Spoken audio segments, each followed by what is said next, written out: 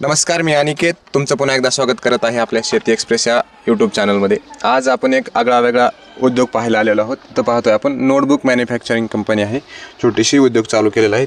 त्या उद्योगाला आपण भेट देणार आहोत। इथे नोटबुक मॅन्युफॅक्चरिंग होते, खर्ड्यामध्ये हा उद्योग स्थित आहे आणि गेल्या 2 वर्षापासून या उद्योगाची सुरुवात झालेली आहे। ह्या बाजूला आपण बघतोय ह्या मशीन्स आहेत, या साईडला एक मशीन आहे, त्या साईडला एक मशीन आहे आणि त्या साईडला एक मशीन आहे। याचा पूर्ण व्हिडिओ आपण बनवलेला आहे, त्याची लिंक आम्ही खाली तुम्हाला देणारच आहोत, तिथं ते तुम्ही क्लिक करून पाहू शकता। मी तुम्हाला या रजिस्टरची पहिल्यांदा क्वालिटी दाखवतो। हे पहा इकडे हे बघू शकताय किती छान पद्धतीचं कटिंग केलेलं आहे आणि एकदम क्वालिटी मटेरियल आहे।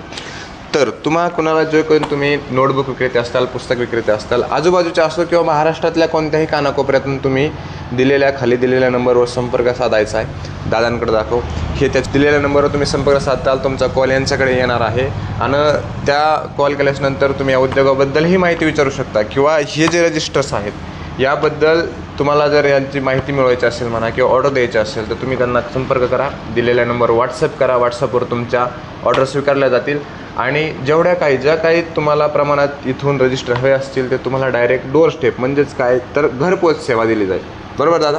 ओके, तुम्हाला पाहिजे त्या जेवढ्या क्वांटिटीमध्ये पाहिजे असतील तेवढी तुमच्या घरपोच सेवा दिली जाईल आणि अतिशय कमी दरामध्ये आहे। विद्यार्थ्यांसाठी अतिशय कमी शुल्क आपण वापरत आहोत आणि जास्तीत जास्त मुलांनी शिक्षणाचा ध्यास घ्यावा, त्यांना शिकावं, कमी पैशामध्ये शिक्षण पूर्ण व्हावं, हा त्यामागचा माझा उद्देश आहे, मेन उद्देश आहे। जर आजूबाजूचे ह्या व्हिडिओला पाहून जर आजूबाजूचे विद्यार्थी असतील, त्यांनी 10-15 लोकांचा ग्रुप केला आणि ते जर इथं खरेदीला आले तर त्यांना भेटू शकतो, भेटू शकतो आणि अतिशय कमी दरामध्ये। आपला उद्देशच आहे की शाळेतल्या मुलांना शिक्षण स्वस्त व्हावं, शिक्षणावर आवाढव्य खर्च होत आहे, तर थोडासा आपला एक हातभार म्हणून त्यांना थोडीशी मदत व्हावी, हा त्यामागचा निव्वळ उद्देश आहे।